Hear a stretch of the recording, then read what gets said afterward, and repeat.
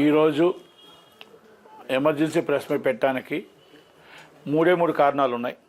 ఒకటి, ఆంధ్రప్రదేశ్లో రేషన్ బియ్యం ఇటు వెళ్ళిపోతుంది, పవన్ కళ్యాణ్ గారి వ్యాఖ్యలు దాని మీద. రెండోది, పుష్ప 2 టికెట్ల రేట్ల మీద. మూడోది, కొండా సురేఖ గారు మీద సినిమా ఇండస్ట్రీలో స్పందన మీద. ఈ మూడు నేను మాట్లాడదలుచుకున్నాను. ఇంకా 8 ఇష్యూస్ మాట్లాడచ్చు. రేషన్ బియ్యం కోసం పవన్ కళ్యాణ్ గారు ప్రత్యేకంగా, అంటే ఒక కలెక్టర్ గారు వెళ్ళి ఒక సిప్పు వెళ్ళి పట్టుకొని ఆయన ఎంత త్యాగత్యంగా పట్టుకున్నారో, ఆయన ఎంత కష్టపడ్డారో, మన రాష్ట్రంలో మనం ఎంత కష్టపడ్డామో అనేది ఆయన చూశారు. ఒక sincere is honest is collector గారు యాట్స్ అప్. దానికి పవన్ కళ్యాణ్ గారు ఇమీడియట్లీ నాదెండ్ల మనోహర్ గారు అందరూ కూడా వెళ్ళడం జరిగింది.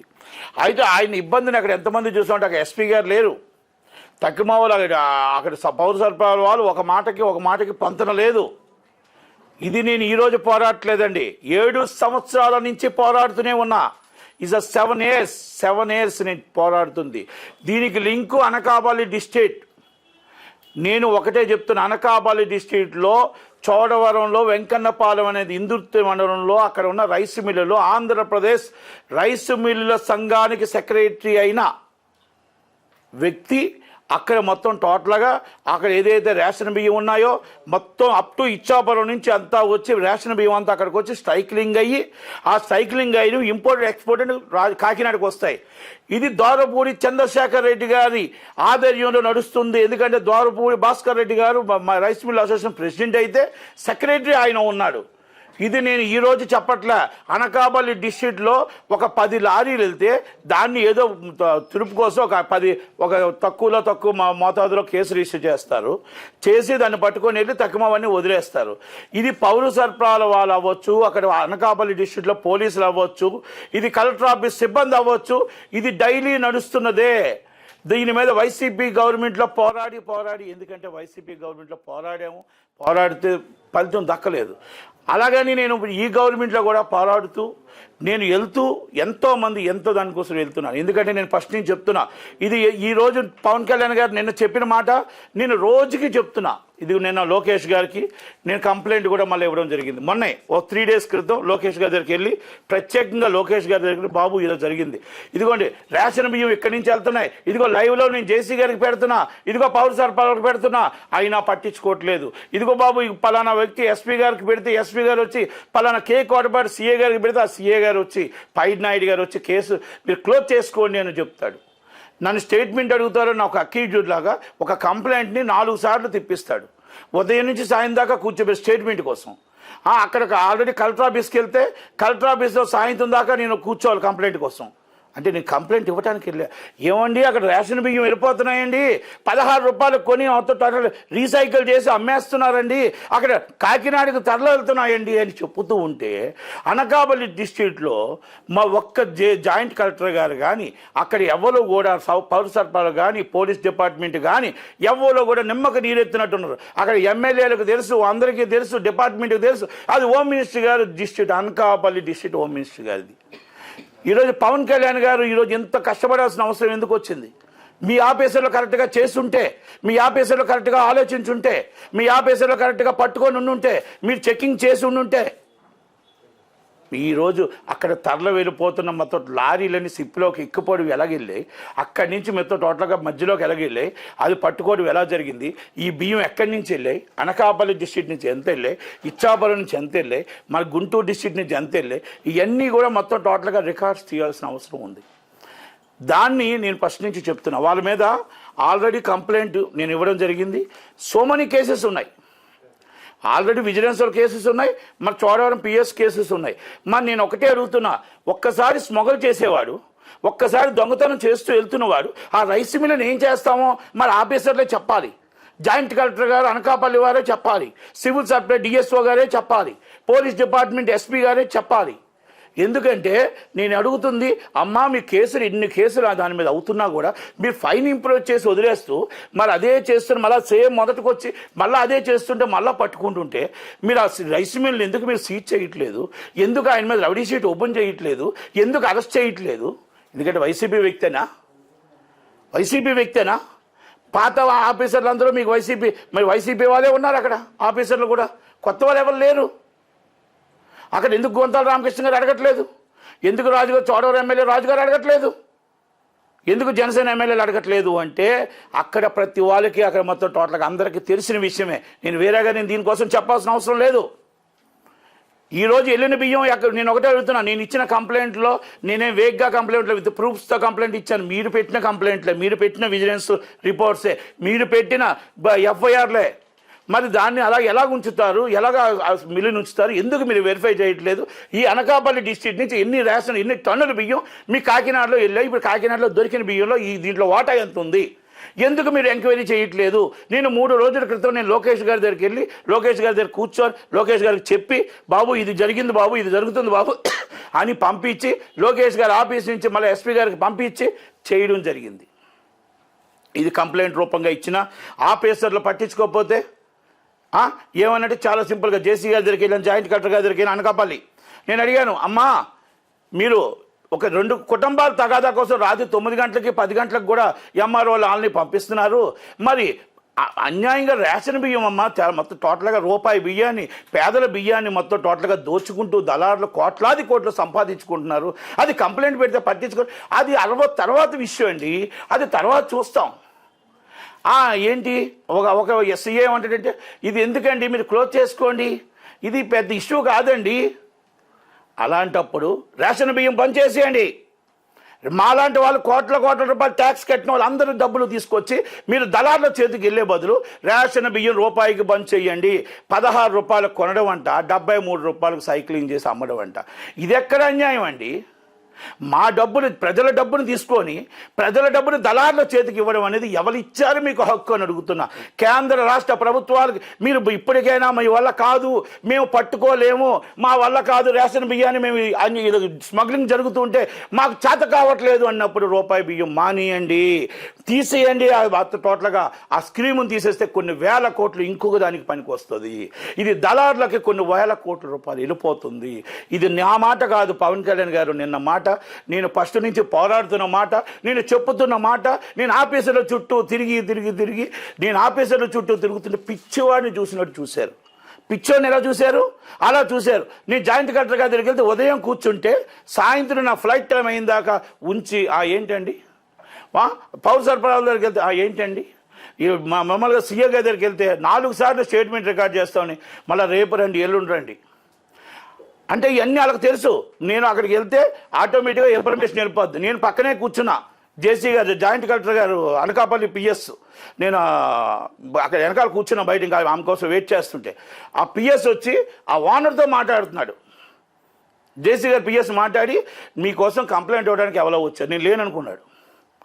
కంప్లైంట్ ఎవరో ఇవ్వడానికి వచ్చారు, చూసుకో మేడం దగ్గరికి అంటే ఇదే ఇన్ఫర్మేషన్లో. ఇలాంటి వాళ్ళని మరి ఎందుకు మీరు పట్టించుకోవట్లేదు, ఎందుకు మీరు తీసుకోవట్లేదు? ఏమైనా మేము లోకేష్ గారికి రిపోర్ట్ ఇస్తే అక్కడ రిపోర్ట్ వచ్చి ఒకరిని అడిగితే మళ్ళీ కింద వాళ్ళు అడుగుతారు. అదే రిపోర్ట్ని వెరీ క్లియర్ అండి, కంప్లైంట్ ఈజ్ ఆల్రెడీ, చాలా మంచి వాళ్ళండి వాళ్ళు. కేసులు ఏదో మాకు కేసులు కావాలని పెట్టామండి. ఆ రైస్ మిల్ చాలా మంచివాడండి, దర్పూర్ చంద్రశేఖర్ రెడ్డి గారు దేవుడితో సమానం అండి. అక్కడ ఉన్న వాళ్ళు కూడా రైస్ మిల్ ఓనర్ చాలా మంచివాడండి. మేము ఎప్పుడు కావాలంటే అప్పుడు మాకు కేసులు కావాలంటే ఒక కోటా కోసం మేము కేసులు పెట్టామే తప్ప అస్సలు బియ్యం ఆడ్డండి, రేషన్ బియ్యం ఆడ్డండి. అంత చాలా మంచి వాళ్ళు ఉన్నారు పౌర సరఫరాల వీళ్ళు, విజిలెన్స్ వాళ్ళు కానీ వీళ్ళు కానీ. 10 లారీలు వస్తూ ఉంటే నా కళ్ళతో 10 లారీల్లో 50 బస్తాలు రాసిన పెద్ద ఘనత వీళ్ళదే ఉందండి.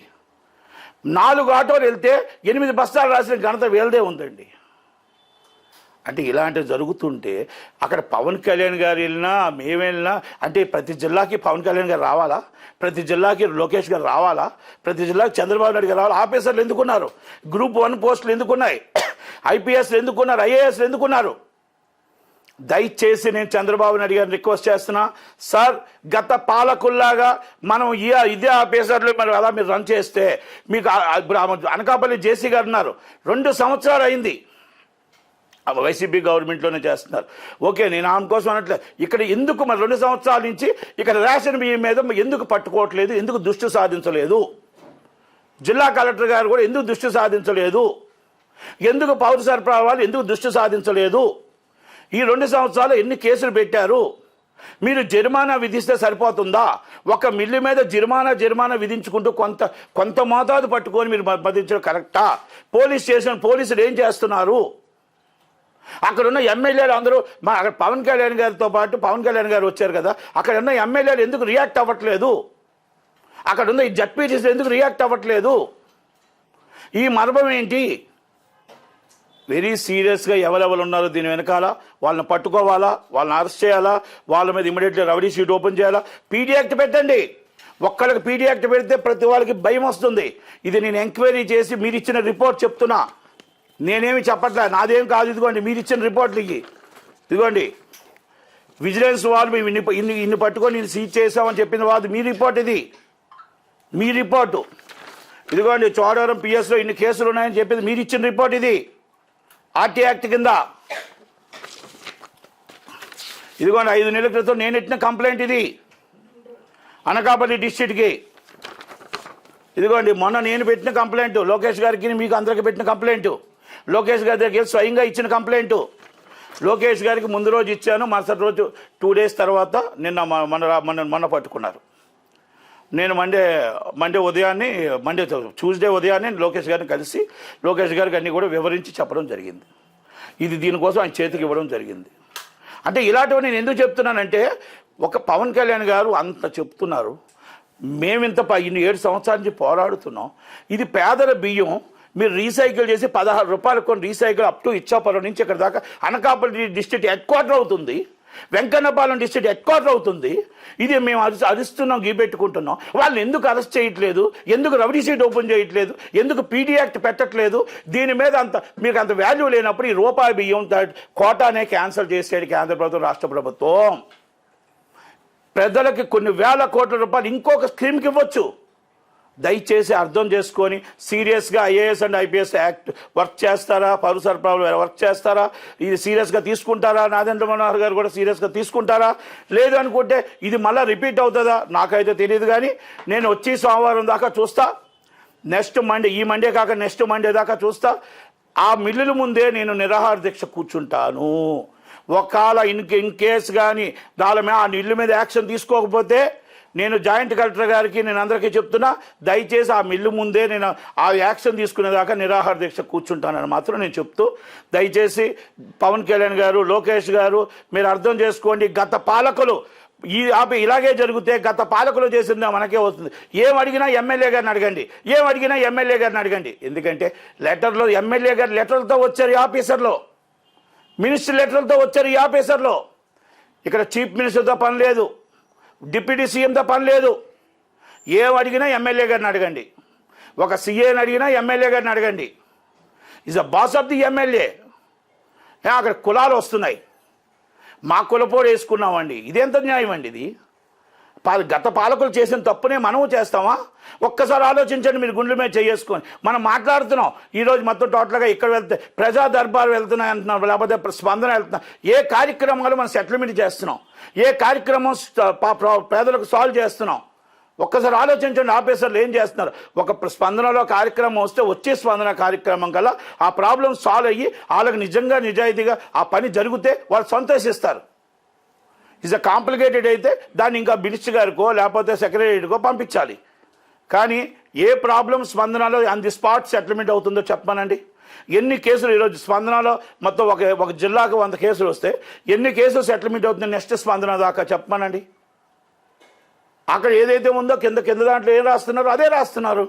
మరి ఇప్పుడు వాళ్ళతో ఆల్రెడీ తప్పు చేశారనే కదా మరి మీ దగ్గరికి వస్తున్నారు. మీ దగ్గరికి వస్తే మీరు అదే రిపోర్ట్ తీసుకొని ఇస్తే ఆయన తప్పండి ఎప్పుడూ కంప్లైంట్ ఇస్తూనే ఉంటాడండి. కంప్లైంట్లు ఇస్తూనే ఉంటాడు, కానీ అక్కడ రిపోర్ట్ ఉందా లేదా? నేనేం అడుగుతున్నానంటే, ఆ మిల్లులో అన్యాయం జరిగిందా, మిల్లులో రీసైకిల్ జరిగిందా జరగలేదా, ఆ మిల్లు కట్టిన కానించి రేషన్ బియ్యం నడిచాయా నడలేదా?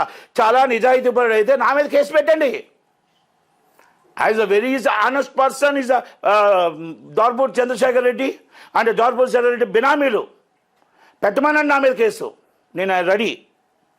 నేను ఇవన్నీ ప్రూఫ్స్తో చూపిస్తుంటే ఎక్కడికి వెళ్తుందో చూపిస్తుంటే ఇంకా కొన్ని చెప్పలేం. కొన్ని అయితే మేము పొలిటికల్ లీడర్స్కి చెప్పాం, ఇంకా కొన్ని ఉన్నాయి. అది అన్నీ అర్థం చేసుకుంటారని ఆలోచిస్తున్నా. కొన్ని మీడియా ముందు వివరంగా చెప్పలేం. ఇది పోలీసులు అర్థం చేసుకుంటారని ఆలోచిస్తున్నా. ఇది జాయింట్ కలెక్టర్ గారు సీరియస్గా తీసుకుంటారని ఆలోచిస్తున్నా. ఇది పవన్ కళ్యాణ్ గారు సీరియస్గా తీసుకున్నారు. అది ఇమీడియట్లీ మరి పవర్ సరఫరాలకు మరి అది అనకాపల్లి డిస్ట్రిక్ట్కి చెప్తారు అని ఆలోచిస్తున్నా. లోకేష్ గారి దగ్గరికి ఇచ్చిన లోకేష్ గారు డైరెక్ట్గా సీరియస్గా తీసుకుంటారని ఆలోచిస్తున్నా. ఇది మరి చంద్రబాబు గారి దగ్గర సీరియస్గా తీసుకుంటారా, మరి ఇవన్నీ తీసుకోకుండా గత పాలకుల్లాగే ఇది పోతే పోని అని వదిలేస్తారా అనేది నిర్ణయం మీకు వదులుతున్నా. Choice of. Thank you very much. Thank you.